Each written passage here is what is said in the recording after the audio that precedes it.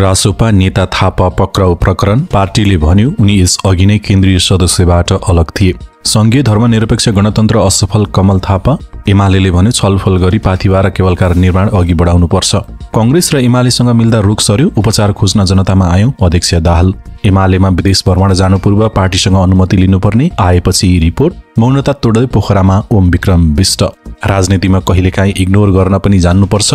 कामसूत्र, रस, रति र रहस्य। हिउँ जमेर अवरुद्ध नाम गमगढी सडक सुचारू। बानेश्वरमा प्रहरी र प्रदर्शनकारी बीच झडप, डीएसपी घाइते। यौन प्रस्ताव अस्वीकार गर्दा हत्या, 9 दिनपछि आरोपी पक्राउ। सापटी दिएको पैसा फिर्ता माग्दा साँझ झगडा पर्यो, बेलुका हत्या। र अन्तिम समाचार रहनेछ बुफोनले भने नेपालले विश्वकप खेलेको हेर्न मन छ। दर्शकबिन नमस्कार, फरक अनलाइन समाचारमा स्वागत छ। म हुँ उपचार गरे। तपाईँ यो समाचार कहाँबाट सुन्दै हुनुहुन्छ, कृपया आफू रहेको स्थानको नाम कमेन्ट बक्समा लेखिदिनुहोला। यदि तपाईँ नयाँ हुनुहुन्छ भने हाम्रो च्यानललाई सब्स्क्राइब पनि गर्नुहोला। हाम्रो मेहनतका लागि एक लाइक अवश्य गर्नुहोला। अब लागौं समाचार विस्तारतर्फ। राष्ट्रिय स्वतन्त्र पार्टी रासोपाका केन्द्रीय सदस्य मोहन थापा अमेरिकामा पक्राउ परेको समाचार बाहिर आएपछि रासोपाले स्पष्टीकरण दिएको छ। राष्ट्रिय स्वतन्त्र पार्टीका नेता तथा सांसद मनिष झाका अनुसार थापाले यस अघि नै व्यक्तिगत कानूनी प्रक्रियाहरू समाधान नहुँदासम्म केन्द्रीय सदस्यको जिम्मेवारीबाट बाहिर रहने निवेदन दिएको बताएका छन्। रासोपाले थापा अमेरिकी इमिग्रेसन हिरासतमा परेको जानकारी पाएको बताएको छ। झाका अनुसार थापाले आफ्नो व्यक्तिगत कानूनी विषयहरू समाधान गर्नुपर्ने भएकाले केही समयका लागि जिम्मेवारीबाट अलग रहने निर्णय लिइसकेको थिए। उनले भने मोहन थापाजी यस अगावै नै आफूले केही व्यक्तिगत कानूनी प्रक्रियाहरू स्पष्ट र समाधान गर्नु छ र सो किनारा नलागेसम्मको लागि आफू केन्द्रीय सदस्यको जिम्मेवारीबाट बाहिर रहन निवेदन दिएर जानु भएको थियो। थापा रासोपा सभापति रवि लामिछानेसँग निकट मानिन्छन् भने उनीमाथि ढाकाकुमार श्रेष्ठसँग पैसाको लेनदेन सम्बन्धी आरोप लागेको थियो। उनी अघिल्लो साता अमेरिकामा पक्राउ परेका हुन्, तर उनलाई के विषयमा पक्राउ गरिएको भन्ने बारे स्पष्ट जानकारी बाहिर आएको छैन।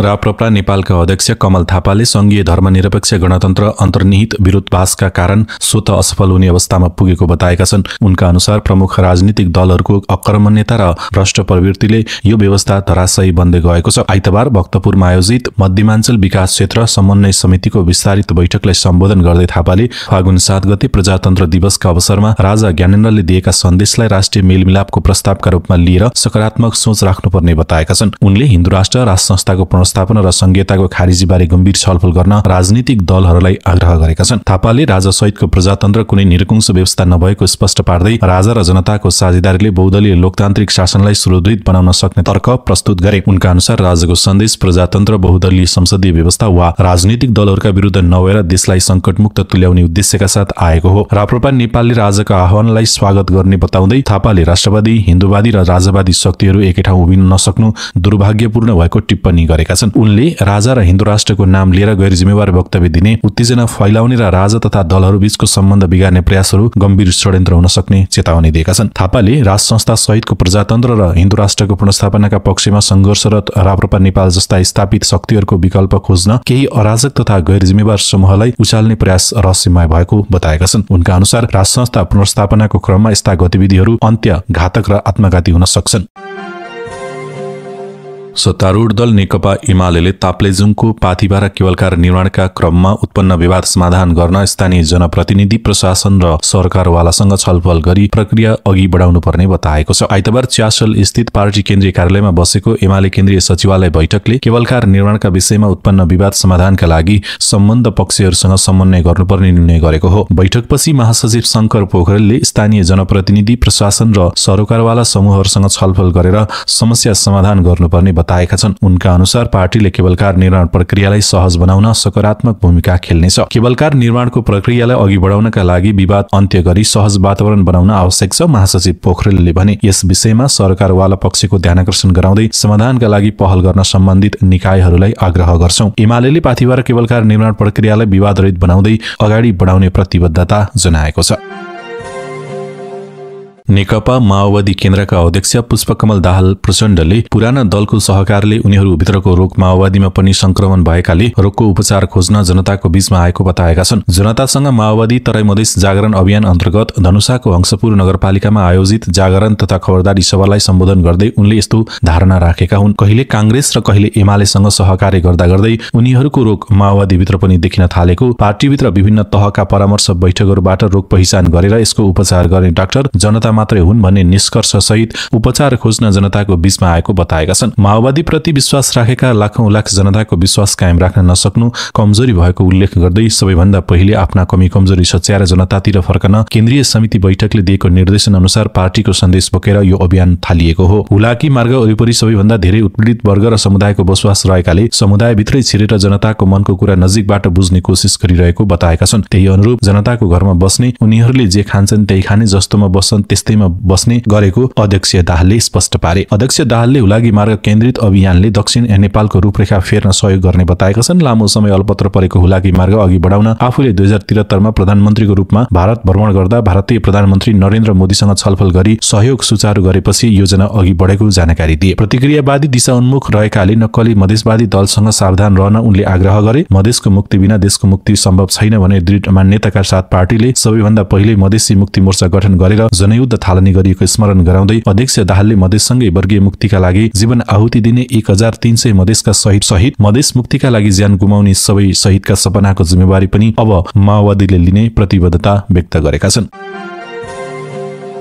नेकपा एमाले केन्द्रीय पदाधिकारीको संख्यालाई घटाएर 9 जनामा सीमित गर्ने भएको छ। आइतबार पार्टी केन्द्रीय कार्यालय च्यासलमा बसेको बैठकको सचिवालय बैठकले केन्द्रीय पदाधिकारीको संख्या घटाएर 9 मा सीमित गर्ने निर्णय गरेको हो। बैठकपछि सञ्चारकर्मीहरूसँग निर्णय सुनाउँदै पार्टीका महासचिव शंकर पोखरेलले 1 जना अध्यक्ष, उपाध्यक्ष 1 जना, महिला सहित 2 जना, महासचिव 1 जना, उपमहासचिव 1 जना र सचिवहरूलाई जिम्मेवारी दिने गरी प्रचार, विदेश मामिला र संगठन हेर्ने र आर्थिक जिम्मेवारी हेर्ने गरी कोषाध्यक्षको व्यवस्था गर्ने 9 जना पदाधिकारी रहने बताउनु भएको छ। अब संगठनहरू केन्द्रीय कमिटी र केन्द्रीय सचिवालय मात्रै रहने पनि निर्णय गरेको छ। स्थानीय विकास विभागको सचिवमा नवराज गेलाल र प्रचार तथा प्रकाशन विभागको सचिवमा गणेश पाण्डेलाई मनोनयन गर्ने निर्णय गरिएको महासचिव पोखरेलले बताएका छन्। नीति कार्यक्रम र बजेटका सन्दर्भमा छलफल गर्ने प्रयोजनका लागि स्थानीय तहका जनप्रतिनिधिहरू, पालिका प्रमुख, अध्यक्ष, उपप्रमुख र उपाध्यक्ष समेतको सहभागितामा राष्ट्रिय भेला गर्ने निर्णय पनि बैठकले गरेको छ। प्रदेशका हकमा नीति कार्यक्रम र बजेटका सन्दर्भमा छलफल गर्न प्रदेशमा रहेका मुख्यमन्त्री, मन्त्रीहरू र दलका नेताहरू र प्रमुख सचेतक, प्रदेश इन्चार्ज सहितका प्रदेशका पदाधिकारीहरू रहेको संयुक्त भेला आयोजना गर्ने निर्णय गरेको छ।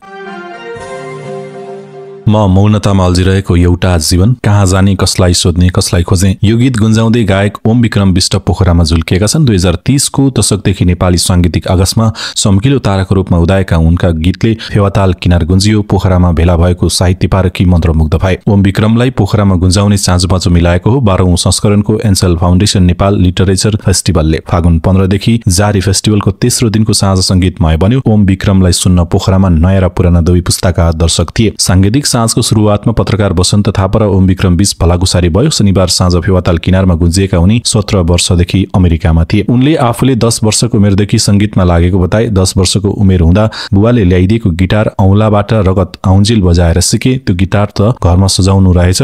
मुस्कुराउँदै उनी फ्ल्यासब्याक भए। संगीतमा बच्चैदेखि रुचि, त्यसैले पनि मेरो रगतमा संगीत थियो। 11 वर्षको उमेरमा पहिलो पटक स्टेज चढेर गीत सुनाएको ओम विक्रमले सम्झे। ओम विक्रमसँगै अनिल शाहीको समूह र सोनागी ब्लुजको सांगीतिक प्रस्तुतिमा दर्शक रमाएका थिए। अनिल शाहीको समूहले प्रस्तुति गरेको सांगीतिक धुन चिसो मौसमलाई ततायो। संगीतको धुनले मन छोएपछि उपस्थित दर्शकले ताली र हुटिङले सम्मान गरे। त्यसपछि बुपी कक्षमा गुन्जिएको आउ बसौं तकाई मारौंले झनै रोचक बढायो। पोखरेली गायक स्वर्गीय झलकमान गन्धर्वको गीतमा मिठास भरेर पस्कँदा पोखरेली हुरुक्कै भए। राजनीति र साहित्यको आयाममा मन विक्रम सिंह र पत्रकार विजय कुमार बीचको वार्तालापबाट शनिबारका सेसनको सुरुवात भएको थियो। अन्त्यमा कामसूत्र, रस, रति र रहस्यमा शिव संकल्प र सीता वशिष्ठको गन्थन मन्थन सकिएसँगै सांगीतिक साँझले तेस्रो दिनको बिट मारेको थियो। नेपाली कांग्रेसका सांसद डाक्टर शेखर कोइरालाले पार्टीले राष्ट्रियता, समाजवाद र प्रजातन्त्रलाई नछोडेको दावी गरेका छन्। आइतबार रूपन्देहीमा आयोजित एक कार्यक्रममा सम्बोधन गर्दै उनले नेपाली कांग्रेस समाजवादप्रति प्रतिबद्ध रहेको बताएका हुन्। उनका अनुसार कतिपयले कांग्रेसको समाजवाद बिर्सिएको भन्ने गरेका छन्, तर त्यो सत्य होइन। कसैले बोलेको भए त्यसलाई वास्ता नगर्नुस्, राजनीतिमा कहिलेकाहीँ इग्नोर गर्न पनि जान्नुपर्छ उनले भने। सांसद कोइरालाले नेपाली कांग्रेसले सामाजिक सुरक्षालाई निरन्तर बल दिइरहेको पनि उल्लेख गरेका छन्। पोखरामा जारी एन्सेल फाउन्डेसन नेपाल लिटरेचर फेस्टिभलको तेस्रो दिनको अन्तिम सेसनमा गफिए कवि समालोचक र नाटककारका शिव संकल्प, लेखक सम्पादक तथा छन्दवाचक भूषिता वशिष्ठ, कामसूत्र, रस, रति र रहस्य विषयक सेसनमा संकल्प र वशिष्ठले करिब 1 घण्टा संवाद गरे। उक्त संवादमा शिव संकल्पले प्रस्तुत गरेको सम्पादित अंश। हाम्रो परम्परा दर्शनमा जीवनका 4 उद्देश्य बताइएका छन्: धर्म, अर्थ, काम र मोक्ष। मोक्षको विचार सबैका लागि सहज हुँदैन र मोक्षको अवधारणा बुझ्नै धेरैलाई समस्या हुन्छ र त्यो लौकिक भन्दा पनि परालौकिक प्रसंग हुन्छ। लोकको प्रसंगको धर्म, अर्थ र काममा हुन्छ। मूलतः कामसूत्र प्रसंगमा कुरा गर्दाखेरि धर्मको अलिकति कुरा गर्नु पर्यो। धर्म भन्दा बित्तिकै अहिले पनि संकुचित लिन थालियो। धर्मको अलिकति व्यापक अर्थ लिन असाध्यै आवश्यक छ। धर्म भनेको स्वाभाविक गुण, हिउँको चिसो हुनु धर्म हो, आगोले पोल्नु धर्म हो भने जस्तो मानवको धर्म के हो त? मानवको धर्म अहिंसा, सत्यगुण, चुडी नगर्नु, इन्द्रिय आफ्नो बसमा राख्नु, दान, क्षमशीलता, धैर्यशीलता यिनै नै धर्मका लक्षण हुन् भनेर बताइयो। बुद्धको पञ्चशीलले पनि यही बताएको छ। अथवा सबैको धर्म हुन्छ। हाम्रो घर परिवारमा पनि बाबुआमाको धर्म, छोराछोरीको धर्म, देशको शासक प्रशासक अधिवक्ता आफ्नो धर्म हुन्छ। यही सभामा पनि हाम्रो धर्म छ। त्यो धर्मले अनुप्राणित गरेको अर्थ र कामको चर्चा हुँदैछ। कामसूत्रले प्रतिपादन गरेको भनेको धर्मले प्रतिपादन गरेको 5वटै इन्द्रियद्वारा ग्रहण गर्न सक्ने हो। आनन्दको स्रोत नै काम हो। यो चाहिँ चतुर्वर्गको महत्त्वपूर्ण अंग हो अथवा त्रिवर्गको पनि महत्त्वपूर्ण अंग हो। यति नै आयु भनेर कामसूत्रमा तोकिएको छैन। जब काम जागृत हुन्छ त्यो नै आयु हो भन्ने जस्तो मैले बुझेको छु। लगातार 2 दिनदेखि हिउँ परेर वर्षाले अवरुद्ध बनेको नाम गमगढी सडक खण्ड सुचारू भएको छ। जुम्लाको कनका सुन्दरी 1 मा पर्ने भुलभुले र 7 मोड क्षेत्रमा हिउँ जमेर पहिरो खसेपछि सडक पूर्ण रूपमा अवरुद्ध भएको थियो। सडक अवरुद्ध हुँदा मुगु जोड्ने कर्णाली राजमार्ग र रारा घुम्न जाने पर्यटकीय मार्ग प्रभावित भएको थियो, तर सडक डिभिजन जुम्ला प्रहरी र स्थानीयको सक्रियताले सडक सुचारू भएको छ। सडक डिभिजन जुम्लाका प्रमुख दिपेन्द्र चौधरीले भने, हामीले मेसिन र जनशक्ति परिचालन गरी भुलभुले, 7 मोड र जियाभिड क्षेत्रको हिउँ र पहिरो हटायौं। निरन्तरताको प्रयासपछि सडक सुचारू भएको छ। सडक खुलेसँगै मुगुका बासिन्दा र रारा जाने पर्यटकलाई आवाजातमा सजिलो भएको छ। यता प्रहरी चौकी गोठीजुलाबाट खटिएको टोली र स्थानीयले जियादेखि भुलभुलेसम्मको करिब 4 किलोमिटर क्षेत्रमा पहिरो पन्छाएका थिए। डीएसपी छेदीलाल कामतीले भने, सडक सुचारू भएपछि पर्यटक र स्थानीयलाई ठूलो राहत मिलेको छ। हाम्रो टोलीले रात दिन नभनी काम गरेको छ। काठमाडौँको नयाँ बानेश्वरमा प्रहरी र प्रदर्शनकारी बीच झडप भएको थियो। आइतबार बानेश्वरमा प्रदर्शन गर्न पुगेका स्वर्गदारी गुठी पीडित मोही संघर्ष समिति र प्रहरी बीच झडप भएको हो। प्रदर्शनकारीहरूले निषेधित क्षेत्र तोड्न खोजेपछि प्रहरीले रोक्ने क्रममा झडप भएको काठमाडौँ प्रहरी परिसरका प्रवक्ता एसपी अपिलराज बोहराले जानकारी दिए। झडपका क्रममा प्रहरी विरुद्ध सिंहदरबारका इन्चार्ज डीएसपी गंगा पौडेलको टाउकोमा चोट लागेको एसपी बोहराले जानकारी दिए। उनको बानेश्वरकै सिभिल अस्पतालमा उपचार भइरहेको छ। चोट लागेको भागमा 5 टाका लगाइएको एसपी बोहराले जानकारी दिए। प्रहरीले झडपको क्रममा 12 जनालाई नियन्त्रणमा लिएको छ। सरकारसँग 3 बुँदे माग राख्दै गुठी पीडितहरू माइती घरमा धरना दिँदै आइरहेका थिए। पुस्तौंदेखि खेतीपाती गर्दै आएको जग्गाको स्वामित्व स्वर्गदारी गुठीको नाममा पुगेपछि पीडितहरू सरकारलाई सुनाउन दाङबाट काठमाडौँ पुगेका थिए। यसअघि दाङमै 2080 फागुन 7 देखि 1 महिनामै आन्दोलन गरेका थिए। सरकारसँग 2 बुँदे सम्झौता भए पनि 1 वर्ष हुँदा पनि कार्यान्वयन नभएको उनीहरूको भनाइ छ। मोही किसानले जोतभोग गर्दै आएको जमिन मोहीको नाममा रैथानी हुने कानूनी व्यवस्था, विशेष प्रवृत्तिको निजी भनिएको गुठी जग्गाका निष्कासित मोहीको हक पुनर्स्थापित गर्न र किसानले बुझाउनु पर्ने रैथानी बापतको तिरो ओडा मार्फत बुझाउने व्यवस्था गर्नुपर्ने उनीहरूको माग छ।